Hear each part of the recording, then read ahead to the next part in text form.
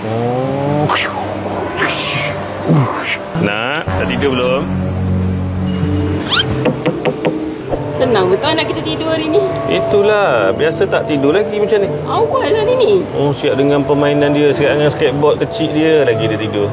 Jari tak lekang tu. Nyenyak betul tidur tu. Betul-betul tidur ke Biasanya budak-budak kalau kita angkat tangan dia macam ni, kalau dia betul-betul tidur, dia takkan jatuh tangan dia.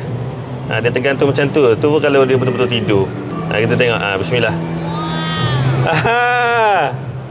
Betul-betul tidur. Oh, baguslah dek. Betul-betul tidur. Oh, boleh lah esok pagi main taman ni. Kau tidur awal macam ni. Budak bagus ni. Kalau dia betul-betul tidur lagi kan, dia tangan dia mesti boleh buat peace.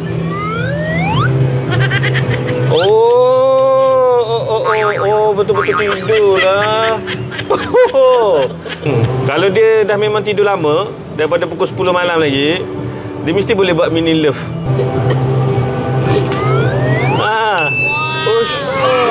Memang betul. Lama dah dia tidur ni. Anak kita tidur pada pukul 10. Siap mini love lagi tu. Dek. Dek bangun dek. Bangun nak bangun nak. Bangun. Oh, betul. Ni ada bakat ni jadi pelakon terkenal ni.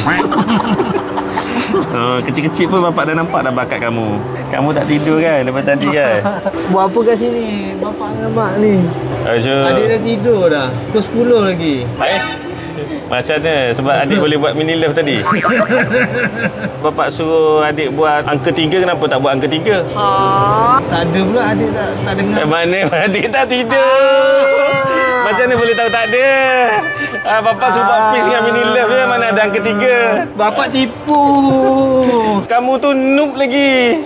Tak main taman besok. Tak ada, tak payah main taman. Pak, nak main dengan skateboard ni kat taman. Itulah bapak tengok kamu tidur sambil jari kamu tu masih lagi atas skateboard. Ni apa ni? Kaki dia? Kaki dia. Kalau dia tak kat sini, dia dah jatuh, Pak. Tu bapak tahu kamu tak tidur. Pandai kan? Susah lah, Pak, nak tidur. Pak ngantuk. Sebab apa tak ngantuk? Tak tahu. Yalah, pagi-pagi dia bangun apa? Lewat dia bangun. Bangun lewat. Bila bangun lewat, jadi lambat mengantuk. Tu yang tidur lewat. Sebab tu, Pak. Macam mana, Pak? Sebab tu kena bangun awal. Bangun awal, mengantuk awal. Susah. Adik dah buat dah. Yalah, sebab tu bapak suruh kamu makan vitamin itu. Tak ada makan. Vitamin yang mana? Ni. Estel Hana. Ni kalau makan ni, satu jadi kuat ingatan. Yang kedua, senang bangun tidur. Bila senang bangun tidur, senanglah mengantuk balik. Nanti cepatlah tidur. Adik makan ni je lah. Ni skateboard Mami Hana kamu pakai pula. Boleh lah, Pak. Nanti boleh pergi taman? Boleh. Okey, adik makan ni. Adik nak pagi-pagi, adik nak bawa dia jalan taman. Dah tu bapak tak tidur lagi dengan mak, buat apa? Bapak dengan mak ada kerja lah. Biasalah orang tua. Kerja apa kan dah balik? Kerja petang tadi. Tak kira lah kerja apa bapak dengan mak. Kamu nak tanya pasal pekerjaan bapak dengan mak. Kenapa? Tak adalah, kalau bapak pun tak boleh tidur awal, takut bangun lambat, bapak makanlah juga.